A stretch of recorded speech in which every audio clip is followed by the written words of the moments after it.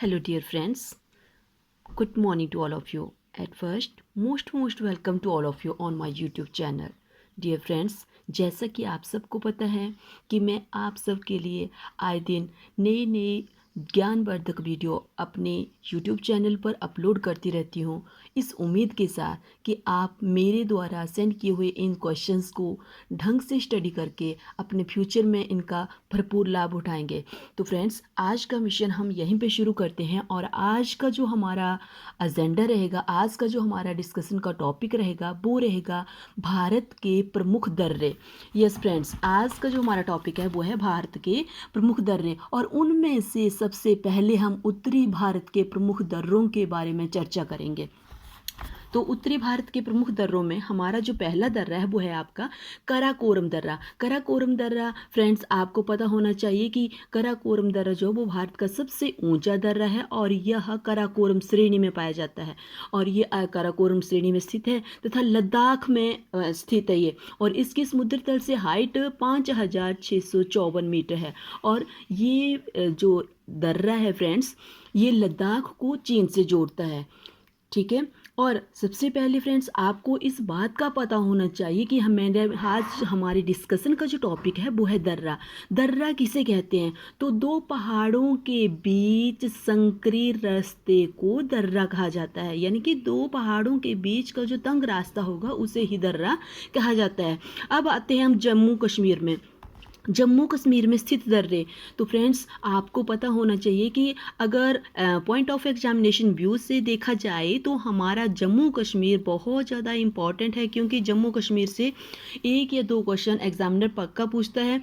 और अगर बात की जाए आपके जम्मू कश्मीर में स्थित दर्रों की, तो मुख्य जो दर्रे हैं वो है 3। नंबर 1 है हमारा बुरजिल दर्रा, नंबर 2 है हमारा जोजिला दर्रा और नंबर 3 है हमारा बनिहाल दर्रा।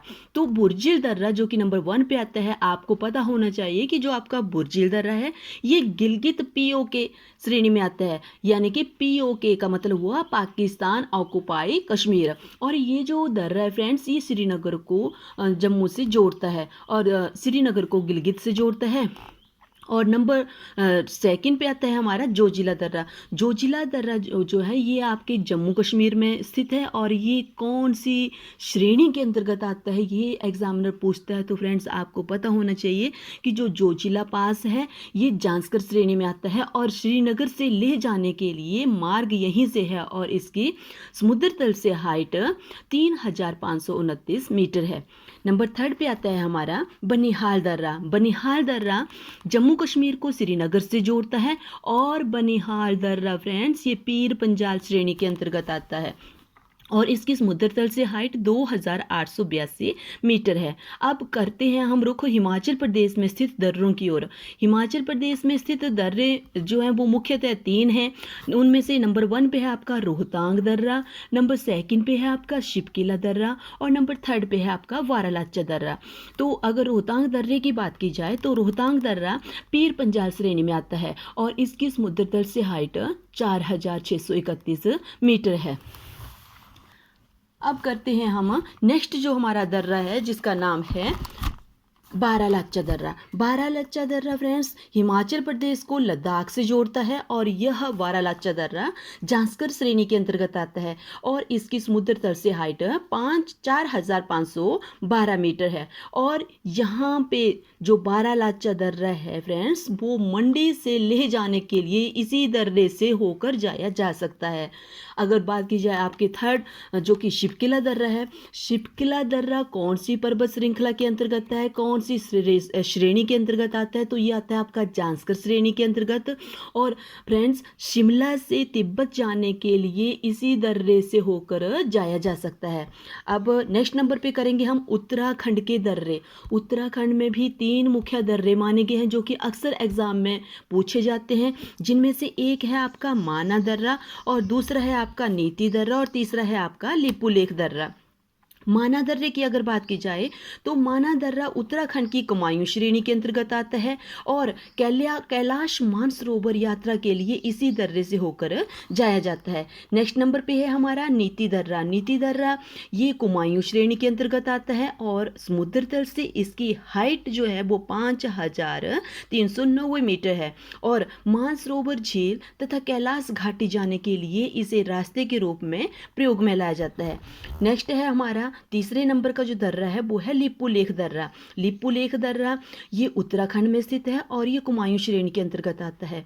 कैलाश मानसरोवर जाने के लिए भी इसी दर्रे का प्रयोग किया जाता है।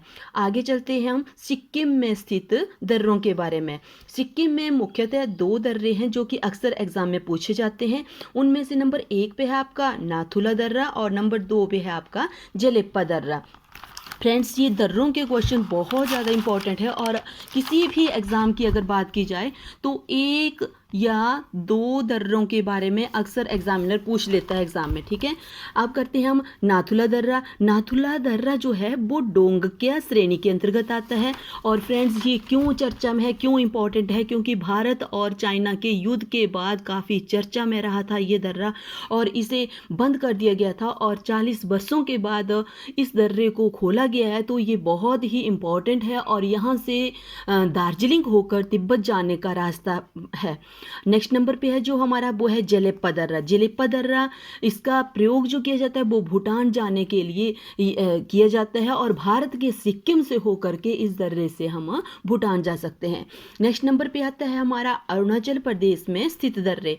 अरुणाचल प्रदेश में जो मुख्यतः स्थित दर्रे हैं उनमें से नंबर 1 पे है आपका दीफू दर्रा, नंबर नेक्स्ट पे है आपका बोमडिला दर्रा और नंबर 3 पे है आपका यांग्याप दर्रा।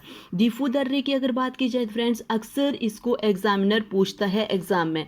दीफू दर्रा जो है वो अरुणाचल प्रदेश के पूर्व दिशा में स्थित है तथा ये इसकी जो एग्जैक्ट लोकेशन है वो है भारत और म्यांमार की सीमा, भारत और म्यांमार की जो बाउंड्री है वहाँ पे ये स्थित है। नेक्स्ट है हमारा बोमडिला दर्रा। बोमडिला दर्रा अरुणाचल प्रदेश के उत्तर पूर्व में स्थित है, उत्तर पश्चिम दिशा में स्थित है और तवांग होकर के आपको पता होगा फ्रेंड्स, आपने तवांग बुद्धा मोनेस्ट्री का नाम सुना होगा। तो तवांग बुद्धा मोनेस्ट्री जो है वो आपके अरुणाचल प्रदेश में स्थित है और तवांग होकर के तिब्बत जाने के लिए इसी रास्ते का, इसी दर्रे का प्रयोग किया जाता है। यांग्याप दर्रा जो कि आपका 3rd नंबर का दर्रा है। यांग्याप दर्रा जो है वो आपके उत्तर प्रदेश के अरुणाचल प्रदेश के उत्तर पूर्व में स्थित है और ब्रह्मपुत्र नदी इसी मार्ग से होकर गुजरती है और चाइना जाने का मार्ग भी यहीं से, इसी दर्रे से गुजरता है। यानी कि अगर आपने चाइना जाना हो तो यांग्याप दर्रे से होकर के आप चाइना जा सकते हो। अगर बात की जाए आपके मणिपुर में स्थित दर्रों की तो मणिपुर में है आपका तुजू दर्रा जो कि अक्सर एग्जाम में पूछा जाता है। जो तुजू दर्रा है वो आपके मणिपुर में स्थित है।